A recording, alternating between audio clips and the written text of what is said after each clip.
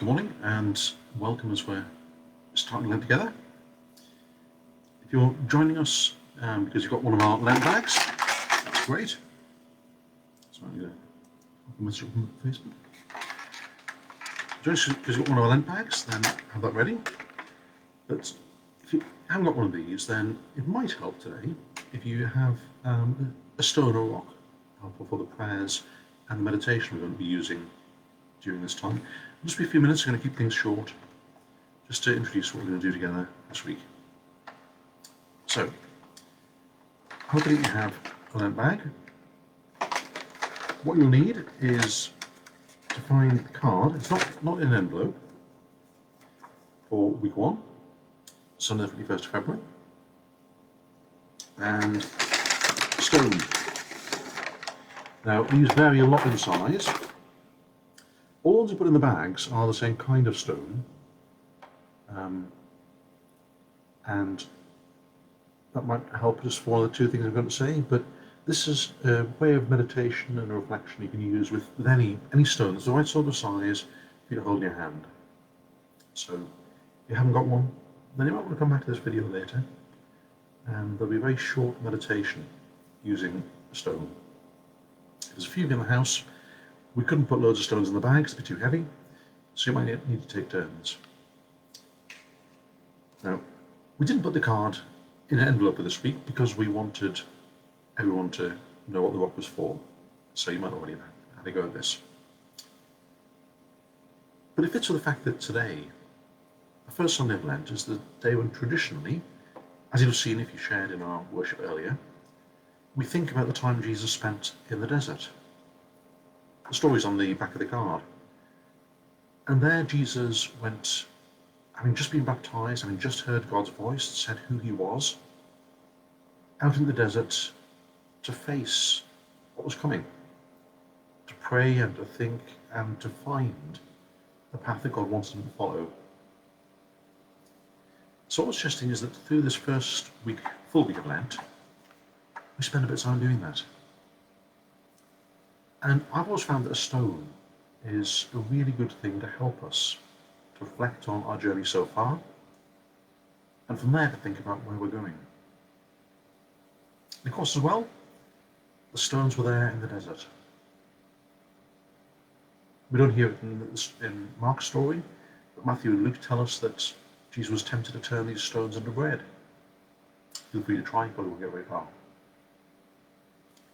What I'm going to ask you to do for a moment is to join me just for 3 minutes in a very quick meditation on this rock, where it's come from, and your life, and how you got to where you are. You might want to do this over a bit longer on your own later. We'll just go through quite quickly in a moment. So, hold your stone, and let's just close your eyes for a moment. If you can, then sit somewhere where you're able to be relaxed and alert. Just take a couple of strong, steady breaths.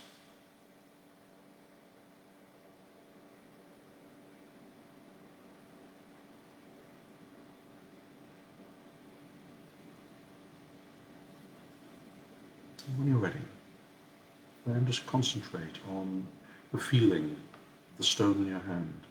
Don't try and interpret it. Just feel it. Feel any edges or the curves.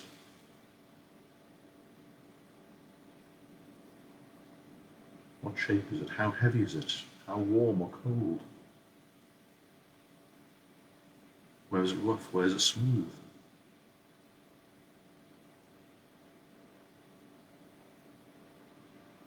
Perhaps try to feel it so carefully, so consciously, that if this stone was in a bowl full of pebbles, the same sort of size, you know you could pick it out by sight. You know it's shaped so well.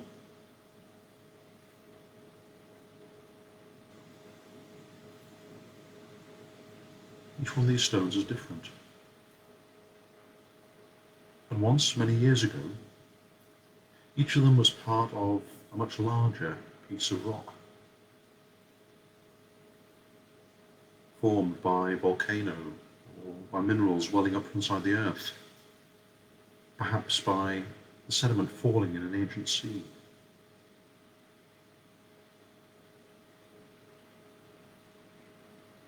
This rock was long before we were.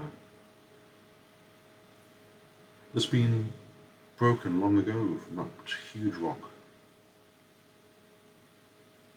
It was round and it's probably tumbled in the sea for many years. Shaped by all of the knocks, the bangs it's been through. If it's got a rough side, it's been broken more smoothly, more recently. What happened to break it from something else? And now it is what it is. It's this unique stone, like no other.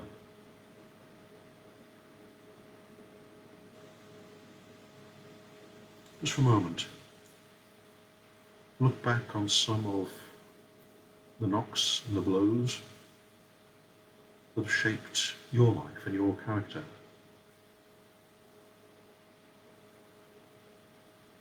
Don't try to evaluate them, whether they were good or bad. Just know that they are part of what's made you into who you are.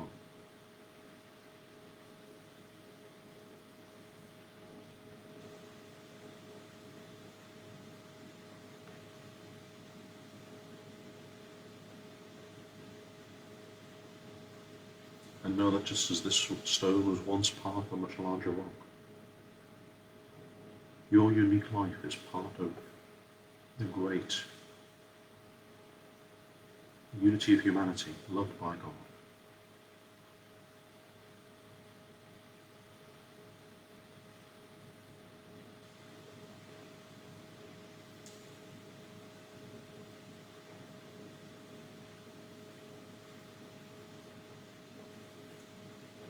And now, open your eyes and look at the stone. Let it catch the light. If you got one of the stones from the Lent bags, it happens, we didn't choose them for this, but they're a very crystalline stone. I haven't checked to see what kind of stone it is, you might want to tell me. But you can see that it has lots of little facets, almost like the surfaces of gems inside, shining the light in different directions. And they're visible because of the breaks and the knocks. Its beauty is because it has been banged and broken sometimes. For a moment, know that your life, especially in the places where it has survived the knocks and the bangs of life, is beautiful.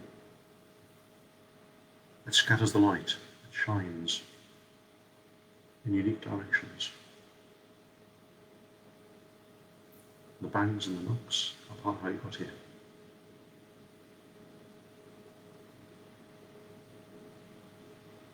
They're part of how the light shines through.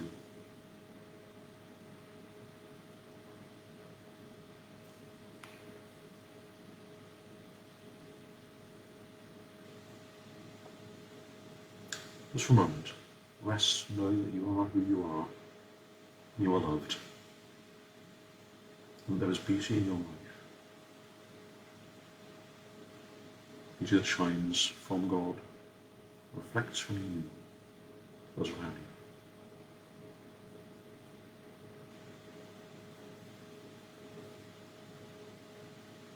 Thank you, Father, for making us who we are. Thank you for being with us through all of the knocks and the bangs of life, even the ones we sometimes have felt have broken us. May your light and your love shine from and through us. And may we walk this journey of Lent with you. Amen. So I encourage you, try and spend just a few moments each day just holding this rock and go through that quick meditation, feeling it, thinking of its history and thinking of your history, and reminding yourself that that history is what gives the pattern of reflections and of light that come from your life. I'm not just looking back, but also looking forward at who will become. If you haven't already signed up, then either use the readings in this booklet or sign up for the Live-Lent app. You can find it on by email. And also, through this week is a suggestion that we read one of the Gospels. And I'm suggesting you read Luke's Gospel, simply because it's got a lot of the best stories in, and well, that's the best balance of stories and of teaching about Jesus. So see if we can read this through this week. See, it's not that long. Give it a go, and then there'll be the chance at the end of the week, next Sunday evenings, to talk about anything you found in Luke's Gospel that's puzzled you, challenged you. This evening at 6:30, then I'll be hosting a Zoom call just to discuss how we're getting on with Lent. If there's anything that's come up during your thinking there, or you just like to take part in a discussion about the ideas that are in Live Lent, then do send me a message. I'll send you the link to join us for that Zoom call at 6:30. But now have a good day and have a good week.